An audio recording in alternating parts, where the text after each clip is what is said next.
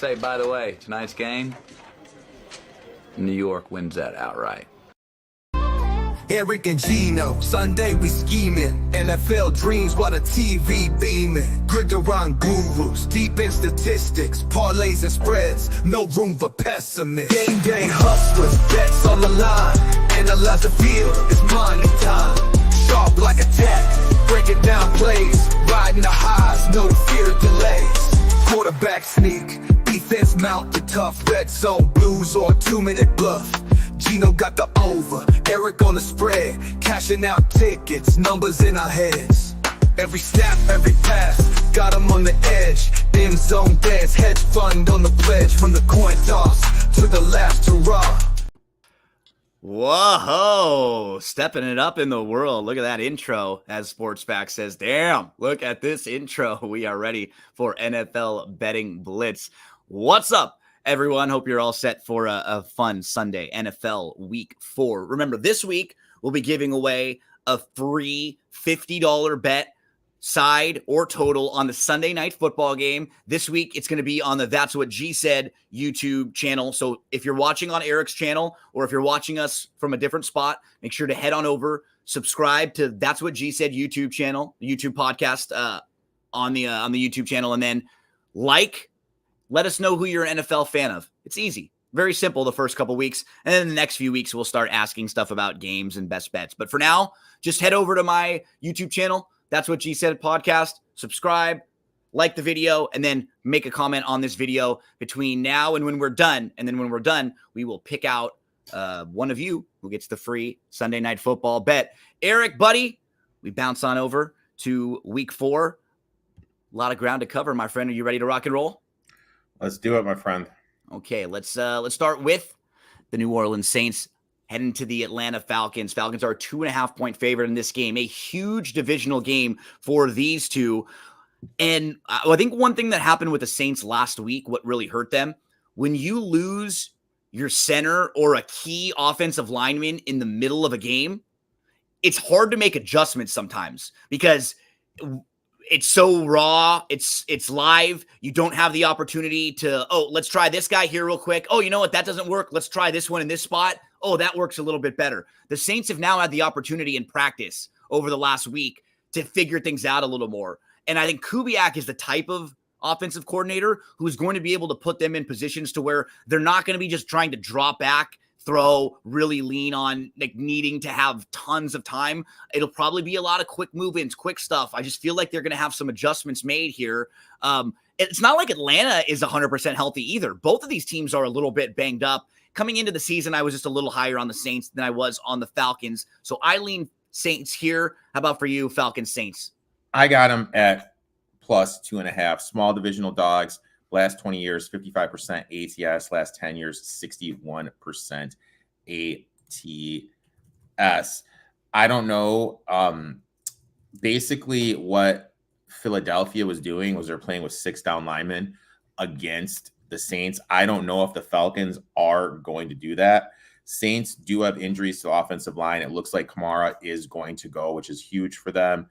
But when you look at the Falcons, McCleary and Dahlman are both out. So that makes this offensive line, which I already had questions about, a huge downgrade. Lindstrom on the left side is the only guy who's a positive player. So I really think that the Falcons are going to struggle moving a ball against the Saints defense, which is 7th DVOA versus the run, only allowing 99.3 yards a game. 7th overall. 7th against the run is huge. Bijan Robinson, who was on the injured report against with backup lineman blocking, is he really going to be able to get his? I think this is a good bounce back spot. Like you, I was really high on the Saints, low on the Falcons. I got the Saints here. I bet them at plus 2.5. Both of us on the Saints side. We move to the Steelers at the Colts. I just saw kind of a big injury news. It looks like center Ryan Kelly is going to be out for the Colts, which is a little bit of a bummer because, the Colts offensive line, I think Pro Football Focus had them ranked number 1. And when you lose your center, as we're just talking about with the Saints, that is not a positive. The Colts do have a strong offensive line, so I think they'll be able to make a few adjustments and it won't hurt them that bad, but they're going to have a rookie starting against Cam Hayward. there's a possibility that doesn't go all that well. I do think the Colts will still be able to help him out. And the key for me, Erik, when I was just kind of handicapping this game in this matchup, they should be able to run the ball, and that will negate what the Steelers do really well. If you can run the ball with multiple players too, with Taylor and with Richardson, that should be able to kind of slow down that really fast pass rush and the really aggressive Pittsburgh defense. I think that's the key. With the offensive line, that keeps them in the game. With the running game, that keeps them in it. And then Pittsburgh, they've been solid so far. Justin Fields has been good. The defense has been good. I think we're kind of talking about them like they've been a little bit better than they are. They haven't even hit 20. They haven't surpassed 20 points in a game yet. Mm-hmm. They're not prolific offense right now. So I think that the Colts score a few touchdowns, run the ball well, control the clock. I think the Colts have a big opportunity in here. Erik, what do you think about the Colts? Yeah, I have two bets in this game. My first bet is I took the Colts. I say it all the time. We love Tomlin as a dog. We look to fade him as a favorite. As a favorite, he's 47% ATS. Road favorite, 46% ATS. First month of the season as a favorite, 35%. Teams that start 3-0 ATS, which the Steelers are, week 4 games are 38% against the number.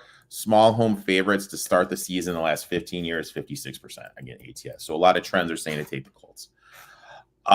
Colts have one of the better offensive lines, even though Kelly's going to be out, is still going to be great. Those guards will be able to pick up for Kelly not winning there. So I think they're going to be able to control the point of attack, which is absolutely huge because we talked about it last week. What the Colts needed to do is they needed to start running the ball more, which they did. They had their highest time of possession last week against the Bears.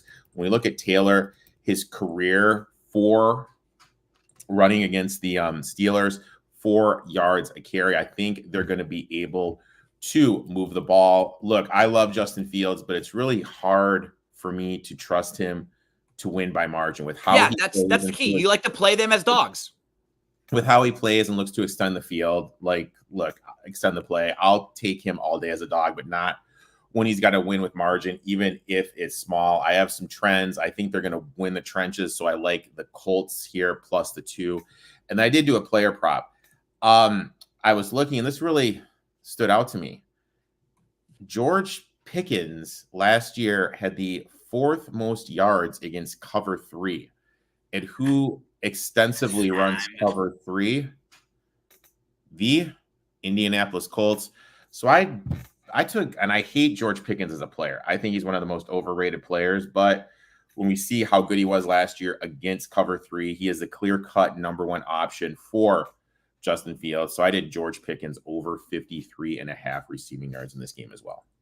Okay, Erik, we're both on the Colts side against the Steelers. We move to the Jags at the Texans here. Jacksonville, this number has moved down because I know we talked about it earlier in the week, and it was 7 and above. I locked it in at that point. It's now Houston minus 5.5, Jacksonville plus 5.5. Jacksonville is coming off a game where we all saw them get beat up on Monday Night Football.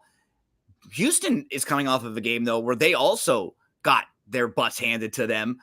I just have not been all that impressed with Houston early on in the year. And this was one of the teams that everybody was super high on. Doesn't mean they won't get there at some point, but what we've seen through the first 3 weeks, they don't look like they're one of the best teams in the league. They've kind of struggled on both sides of the ball. Offensively, they haven't been fantastic. Defensively, they're also having a hard time.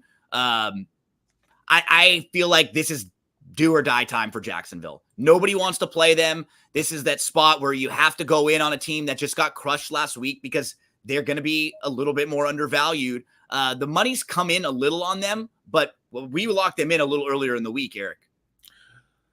We did. I got him at 7. I'd still play him at this number. The NFL is all about buying low, selling high. Teams coming off losing by 35 points or more the last 20 years, 62.3% ATS.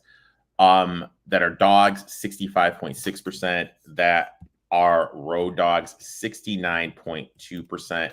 Divisional dogs last 20 years, first month of the season, 57% ATS. So we have some real strong trends that, support them. Oh, one more. Sorry. Teams on a 3-game losing streak in week 4, like the Jags are, 63.3% ATS. Some strong trends are saying to take the Jags. I think you can run on this Texans team. They're allowing 108.7 yards per game on the ground. I expect that Lawrence, with the troubles he's had, I think this is going to be an Etienne and Bigsby game. I have questions about the Texans' offensive line, namely the guards. Tunsil has been below his standard to start the season. I think that Alan Walker and the rest of the defensive line will be able to have some success getting to Stroud. Look, I was the biggest Stroud guy last year, and he was coming out of college. We cashed his Rookie of the Year ticket, but that was last season. This season, 68% completion percentage, 236 yards per game, 2-to-1 TD to INT ratio. Not good numbers. It's a disgusting bet. There's probably 6 people in America making this bet, and you and I are 2 of them. I'm proudly one of them. We go Vikings at the Packers. This is a game that I kind of wanted to play against both of these teams because they're both playing really well, and I think they were both at kind of peak value. But Minnesota is still getting a little bit of room in here, a little wiggle room. And I do have a slight concern with just Jordan Love's been hurt. He's come back a few games. This is a Love number, right?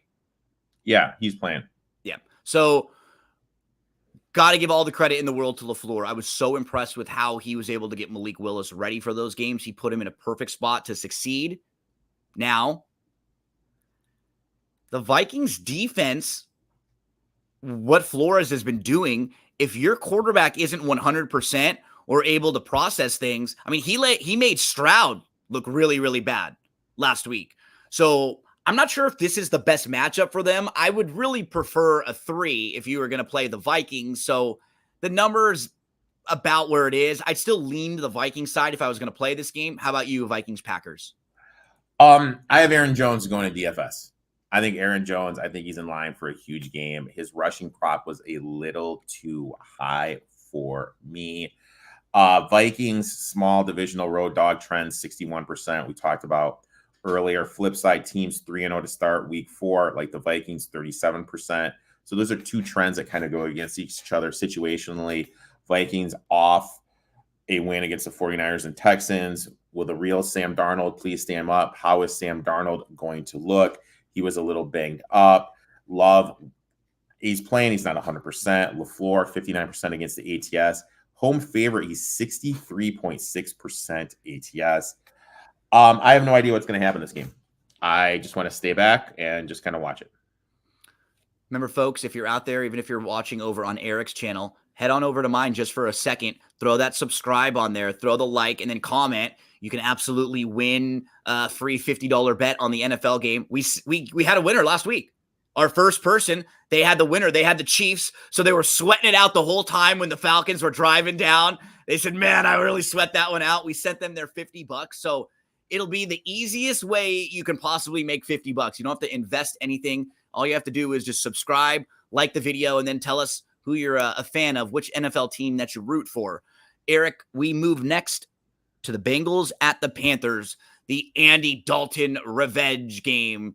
What are we looking at right now? About 4.5. The Bengals are a favorite on the road. They're looking for their first victory. Another team, you feel like them and the Jags cannot go to 0-4 right now.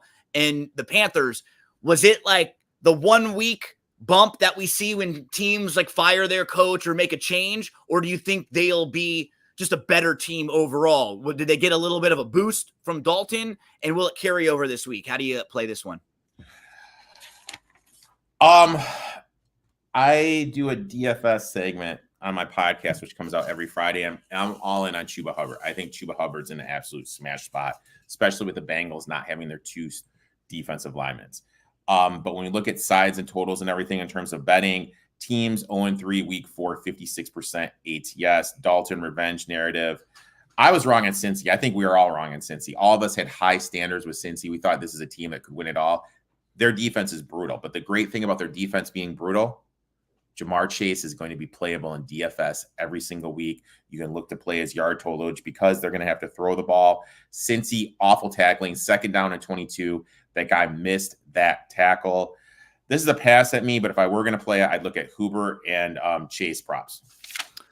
Where do we head next, Erik? The Rammies at the Chicago Bears. So this game I thought was really strange because, the Rams, they come off a huge emotional win. They're down against their rival. They come all the way back. They're just banged up. Offensive linemen, defensive players. They got neither their top 2 receivers or their tight end. And it's an awesome come from behind game. So generally, when that happens, I want to play against the team the next week. You feel like they're going to come out a little bit flat after that big game. The only thing that's sort of weird about this is, I'm not sure how many teams right now the Bears should be favored by 3 over with what we've seen with their offensive line and how much Caleb's been struggling early because of that. So this one to me is a real stay away just because the number is so strange. My initial response is to want to take the Rams plus the 3, but it seems a little too easy. I'm going to stay away from this one. Erik, do you have any opinion on this game? Rams letdown spot after beating the 49ers. Rams offensive line is banged up. Are they going to be able to stop the defensive line of the Bears? Are the Bears going to be able to protect Caleb Williams? Williams throwing motion. When you watch him throw, he looks like a pitcher throwing from the windup. But on the flip side, you have a shitty coach in Matt Eberflus laying points against Matt Stafford and Sean McVay. So it's hard for me to trust Eberflus to win with margin. Letdown spot tells me to stay away. I will say this, Kyron Williams in DFS is a banger play. Let's keep moving along, Erik. We go next to the Broncos at the Jets. This number is all the way up to Jets -9 here. We get the Hackett revenge game. So the one thing is I do feel like Aaron Rodgers, because he loves Hackett, he talks about it all the time. I wouldn't be shocked if he really, really wants to make sure they try to stick it to Denver. The only thing is, I don't know how great this Jets team is. They looked good. They looked their best against the Patriots on Thursday Night Football. I don't think the Patriots played well at all that game. So I'm still a little lower on the Jets than most, as it's the Hackett Bowl. Chase checks in. Chase, nice to hear from you, buddy. Yeah, do you have an opinion in this one, Chase? I mean, I got to play Denver at the points here. I just did Breece Hall. I did the Breece Hall over. When we're looking at it, this Broncos team, they run this wide 9 system. I hate the wide 9. I think it's an archaic defense. 106.7 yards per game they're allowing on the ground. When you look at Breece Hall's last game, against this defense, he ran for 177 yards on the ground. The game before, he ran for 72, and that's when he had the injury that knocked him out for the year. I played the over. I think I got it at, what did I get it at? 64.5. We check in with Rose. Says Cincinnati Bengals for the W. Nice to hear from you. And Chase likes Denver and the points. Would be interested in Bo Nix rushing props. Yeah, I like those too. And I got to give him credit. First couple weeks, Bo Nix did not look competent. And that was some of the times that's your perception coming in. I don't know if I think he's like a number 1 franchise starting quarterback for an NFL team. But what we have to do is we have to judge players week to week and then be ready to play off of them when they get overvalued or undervalued. He had a solid week last week. He did. He just moved quickly. His decision-making was much better. It seemed like they prepared him better for the game. He knew what to expect a little bit more. So, everyone always likes a good touchdown prop. Who leads the NFL in red zone targets? Oh, who's that? Courtland Sutton. Nice. I have him in DFS today. Who doesn't have a touchdown? And what's nice is Courtland Sutton. He's very much trending in a positive direction because they targeted him 11 times last week. Yeah. So I like seeing that, especially with the young quarterback, because now I think he's going to start to focus in on one of his big playmakers there. So where do we head next, Erik? Eagles at the Bucks. Bucks are a 1-point dog at home. We have a playoff rematch from last year. Reason why I thought this game was a little bit tricky, because for me as a gambler, I played Philly last week. They should have won that game by 25 points. They won, but they did not look good throughout. And they seemed like if I'm playing the patterns of Philly after liking them last week, I would have wanted to play against them this week. The only problem is, Erik, and on the Tampa side, Tampa had a first couple really nice games. Then last week, they came back to life. So I actually would probably want to play Tampa this week because they got beat up by the Broncos.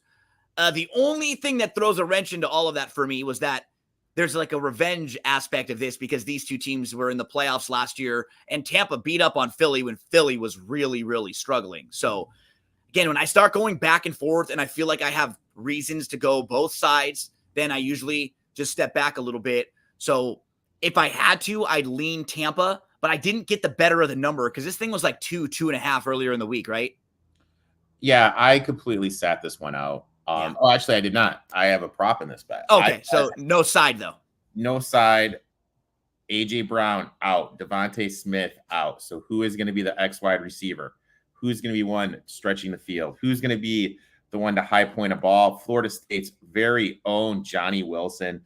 I did a small play on Johnny Wilson plus 750 just to score a touchdown.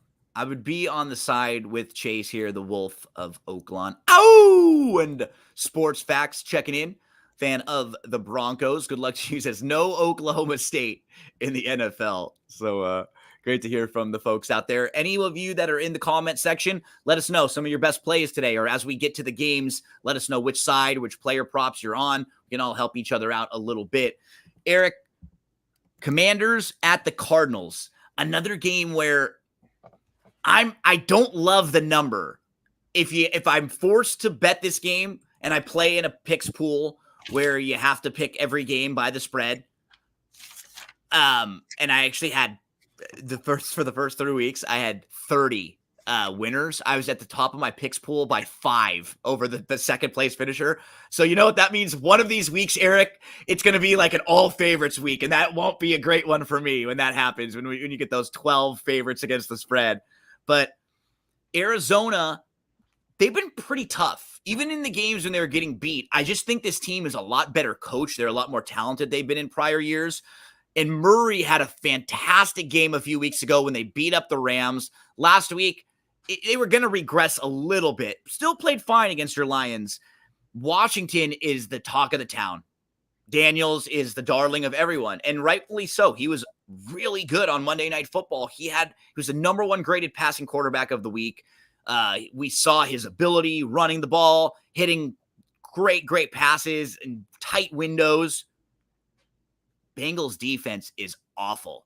And now the book is out a little bit more on him. There's more film on Daniels. He's a rookie. These NFL players don't love it when rookies are getting all the buzz. I just feel like it's a spot that Arizona is going to play well. I feel like it's a spot that Washington is going to kind of regress a little bit. I just hate that number of 3.5. I don't like it with what the prospects are. Did you get involved in this game one way or the other?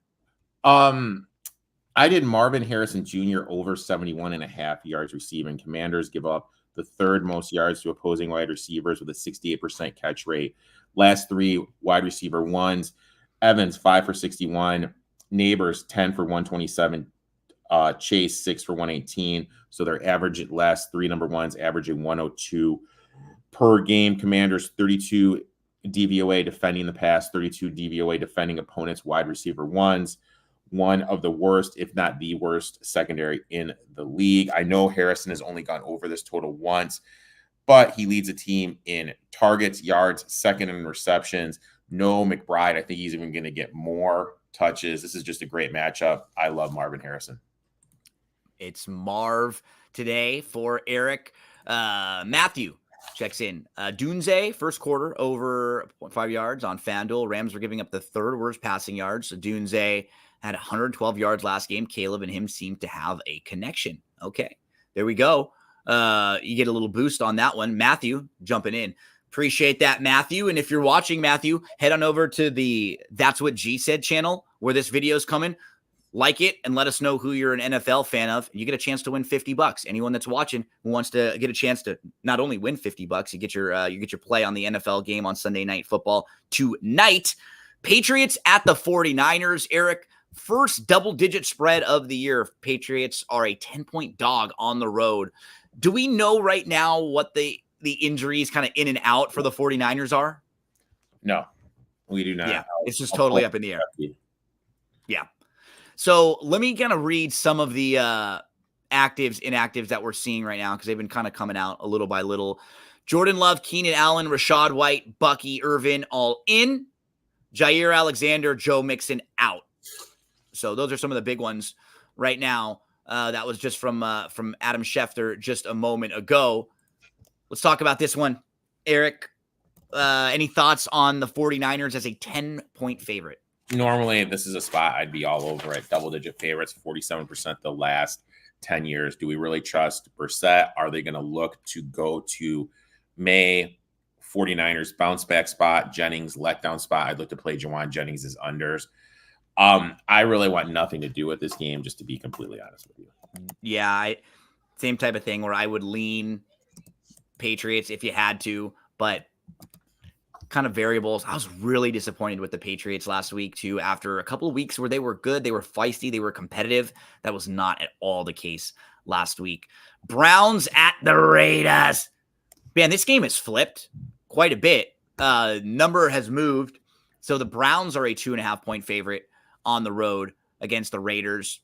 A few days ago, I think the Raiders were a 2-point favorite against the Browns. So we've seen a lot of movement in this game, Erik.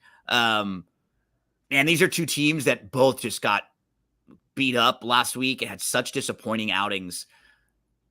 What worries me, though, is about the Raiders. Like, I liked them this year as a team, but the real reason why I thought they would be solid was with a strong defense, and in particular, a defensive line. They had a 3-headed monster. One of those guys got hurt right before the year started, and Crosby's been banged up. He hasn't been able to play like his normal self, so they're dealing with some injuries. I just don't know if Cleveland should be favored by, multiple points on the road right now against anyone. Yeah, I mean, if I were to do anything in this game, I would actually take a Jerome Ford touchdown prop and make sure you play him in DFS. No Crosby. I know Conklin and Wirfs are out, but they still should be able to move the ball on the ground. Maybe this is the game from Zamir White that we finally have been looking for. But in terms of sides, I want nothing to do with this game. And it's going to be interesting. Like, Crosby plays through anything. Why isn't he – is he like the person with the business decisions that Pierce was referring to? Yeah. It's really weird, the one that he's sitting out. But I have Ford going in a DFS lineup. I'm playing him seasonal. But that's it for me. Okay, Erik. XFL Jim checking in. Great to hear from you, XFL Jim. We move next to the Chiefs at the Chargers. The Chargers are a 7-point home underdog in here. There will be a lot of Kansas City Chiefs fans at this game today, Erik. So the Chiefs, looking at what they've done so far, they've been able to get the job done, but they have not been very impressive really on either side of the ball. Any of their games they could have lost so far, but that's the mark of a veteran, good team who knows how to win, who knows how to get the job done late in games. They've been beneficiary of a couple calls that could have gone either way. How about in this spot here with the Chargers? Do you have an opinion? Herbert's playing. That's why there was this small dip back. And why it moved from like 8.5 down to 7? Mahomes, 3.5 favorite or more on the road, 44%. When it dips up to 7 or more, 33%. Divisional road dogs, 7 or more, 47%. Chargers, they're just going to shorten the game. They're going to run the ball against this Chiefs front. Mahomes versus a Minter defense, which is 3rd overall, 3rd against the pass, and 2nd against the rush per DVOA. I think this is going to be a heavy run game. Harbaugh, 62% ATS as a dog. Reed, 46% ATS, laying 7 or more. I don't think the Chiefs tackles are going to be able to do anything against Bosa and Mack. I think you're going to be living in the backfield with Mahomes. And high number, low total, a team that plays slow. This is just a Charger spot. I got the Chargers at 7.5. I'd still play the 7. I can see some of you out there are watching. We haven't had anybody comment in on the YouTube channel yet with their favorite on the That's What G Said YouTube channel. I think we had Sports Facts who put Broncos. Was that on mine though? Because I think you're one of the only ones up there so far that's even done that. Rose, there we go. That was the one. So anyone else out there? We only have a couple so far. So make sure you. I thought it was a comment. Yeah, like comment or a bet. I thought okay. You wanted. Yeah, because comment with the team. You don't even need to give us a bet. Just make sure you head on over, like the video, and throw in a comment. Throw us a comment, any comment, and let us know who you root for. We'll be pretty simple. We just want to give a $50 bet away to someone tonight. Bills at the Ravens. Hearing some sharp money was coming in on the Bills, but the Ravens are favored by 2.5 in this game. Bills. This is another situation where recently we saw the Ravens kind of blow that lead to Dallas. They haven't looked incredible throughout the season. The Bills, on the other side, have looked like one of the best teams in the league. They just beat up on Jacksonville. So this kind of felt like a game where I thought the number would be a little more tilted towards the Bills. But that's the situation that it scares me a little bit when I feel like a lot of money's coming through one side and the number still isn't moving all that much. What's your opinion here, Bills, Ravens? I got the Ravens here minus the 1.5. Jackson, 55% ATS in his career, a favorite of 311, 70%.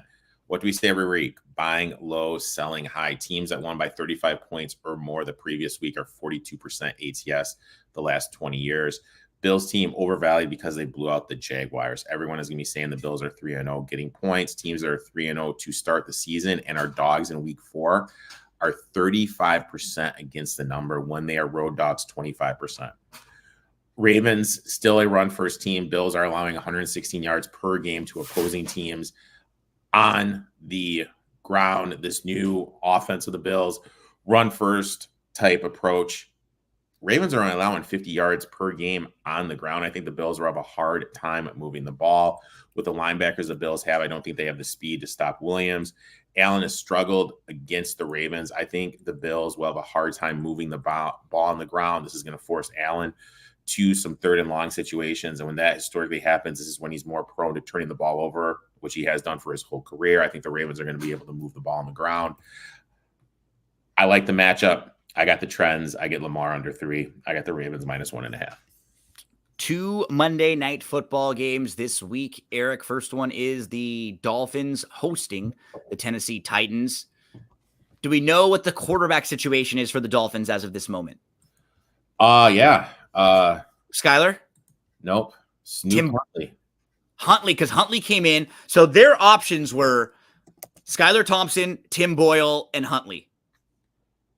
That's who they had options for. Huntley has only been there, a couple weeks? Like a week? Yep. But I'm going to say this, dude. If LaFleur can put it in position. Why can't? Yeah. I completely agree with you. We've actually seen Huntley have to be competent in pro games before. Mm-hmm. Like Harbaugh's put him in a position to put their team in winnable games, right? So Sean checking in with the Steelers money line bet a little earlier on. Nice to hear from you, Sean. What are your thoughts on this game now? Because it has gone in the Dolphins' direction. We need to bring up my boy Matt's comment here. Which one? The last one Matt just did. Caleb throwing for 400 today. I mean, that is a bold statement from Matt right there. Okay, so it took him 55 attempts to get to 360, right? So what are we going to have, 70? We're going to drop back 70 times today, Matt. No, Matt, if you're right, we will give you all the credit in the world. That's a bold call. Those are the kind of calls I like. Make sure you put a few bucks down on Caleb. Put $5 down on an adjusted Caleb Williams passing yards line there. So far, Sean's checking in. So we've got a few more of you now who will be able to put on that magic spinning wheel in just a moment. Erik loves to get that wheel out where we can pick someone. Erik, let's finish up with this game. Titans at the Dolphins. I mean, the Titans could be 3-0. If not for the Levis awful mistakes. And man, I don't know how much longer Callahan's going to going to be able to like not pull his hair out. The thing is with a guy like Levis versus some of the other quarterbacks, like you do see the positive moments from him. He has big throw capability. He has a huge arm. And I like his makeup in that Levis wants to win. He wants to take that hit. He's got a little bit of that in him, but you've got to teach him and protect him from himself, from trying to do too much, from trying to do something that's just not smart, a low reward, high risk play. Mm-hmm. I heard Belichick when he was on the Manning cast the other week, and it was just a really smart, like basic thought where he said, I used to talk to Tom all the time about, hey, okay, I know you want to make that play, but let's talk about risk versus reward. If you make that play and you complete that pass, what is it? 5 yards, 8 yards, maybe a first down? If you throw an interception or if you get strip sacked, it's a touchdown the other way. You just have to be able to weigh your decisions there. And that's what's been a bummer, because if you back Tennessee early in the season, you've been really frustrated with the way some of those games have gone. How about in this game, Erik, the first of 2 Monday night games? Which team do you trust? I mean, that's what it comes down to. Teams, I mentioned this trend a lot about teams going 0-3 in week 4. Titans obviously fall in that trend. McDaniel's a bluff. I think that's a conversation we really need to start having when you look at what Matt LaFleur has been able to do, bringing in Malik Willis. McDaniel's this offensive genius. Why hasn't these backup quarterbacks been able to do anything? Levis's turnovers, these are some bad basic mistakes that he's making. And I think we need to start having a serious conversation. Are the Titans going to be this team that we look to back next year because they have made the improvements in the offense and the defensive line? Their quarterback is just the missing piece right now when you look at their body of work. Armstead injury, obviously a big deal. If he's not able to go for the Dolphins, Titans defensive line is going to be living in the backfield. Levis is the 37th PFF graded quarterback. I think the biggest advantage is the Titans offensive line versus the Dolphins defensive line. I think this is going to be a heavy Tony Pollard game. Maybe I'll throw him in some DFS slates for the Monday night slate, but I'm not betting this game at all. I can't hear you, my friend. I was muted. That's why. Seahawks at the Lions as our final game of the week. The Lions are a 3.5-point favorite here. Seahawks trying to stay undefeated. Quietly played well during the regular season so far, but they've had a very soft schedule. So they've been able to take advantage of that. Any opinion for you in this game, Seahawks at the Lions?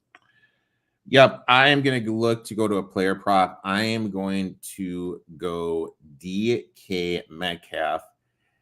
And this prop is only at 60.5, which is kind of amazing to me. The Lions give up 203 yards per game to opposing wide receivers, 67% catch rate. This secondary is still bad. They really do struggle defending the pass. I think this game is going to be up and down. I have questions about both of these defenses, so I'm going to do McCaffrey over the 63.5 yards receiving.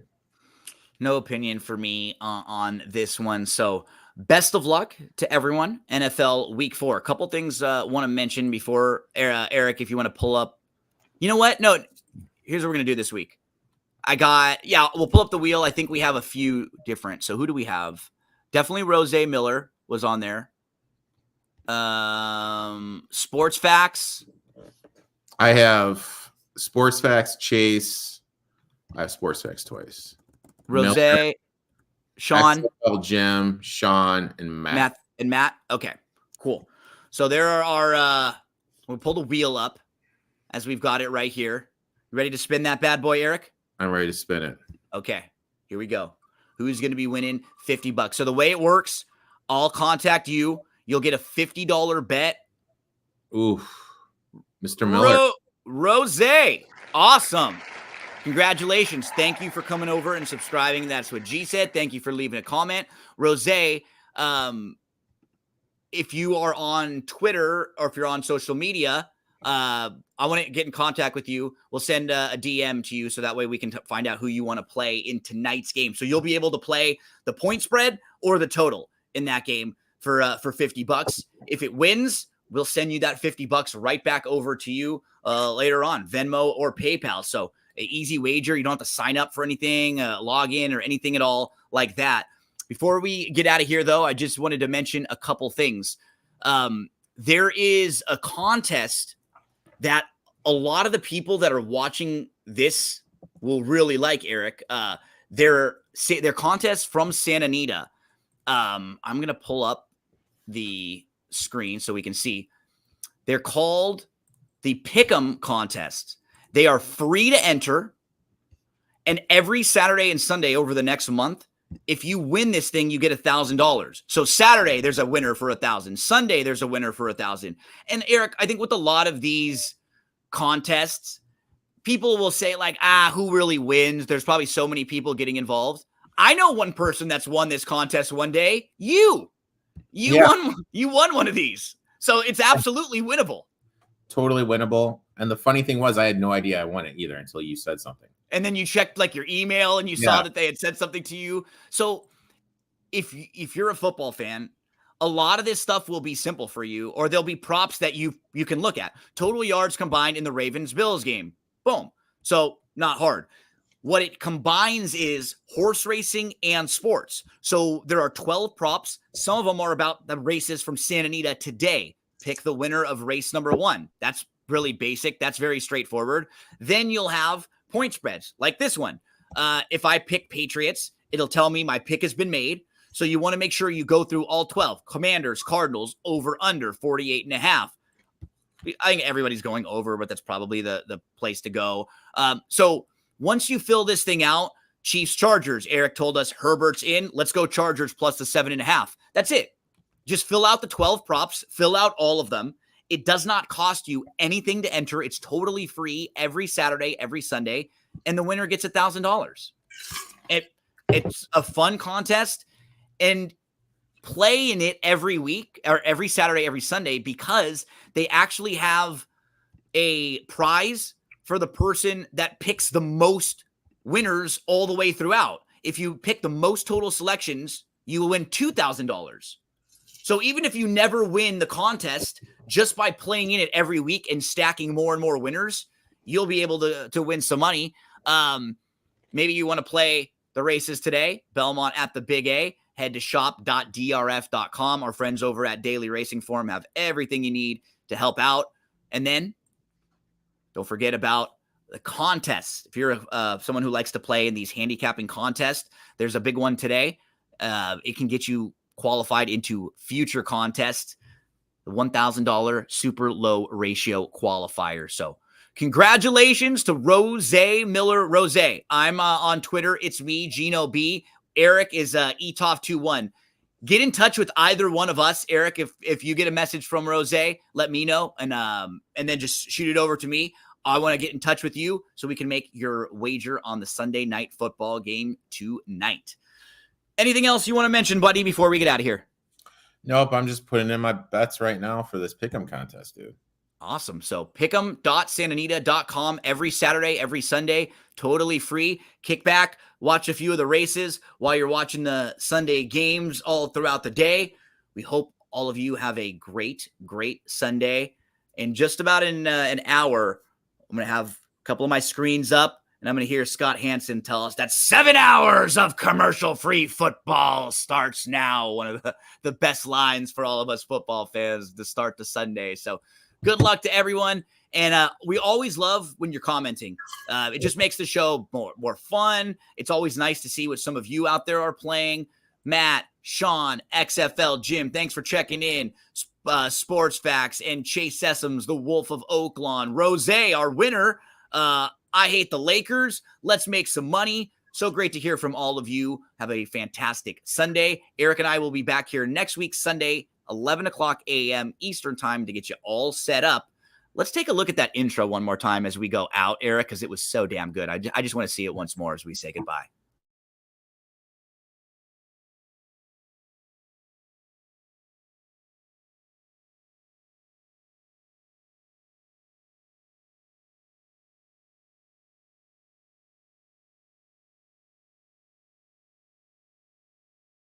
Say, by the way, tonight's game, New York wins that outright. Erik and Gino, Sunday we scheming. NFL dreams while the TV beaming. Gridiron gurus, deep in statistics, parlays and spreads, no room for pessimists. Game day hustlers, bets on the line. Analyze the field, it's money time. Sharp like a tack, breaking down plays, riding the highs, no fear of delays. Quarterback sneak, defense mount the tough, red zone blues or 2-minute bluff. Gino got the over, Erik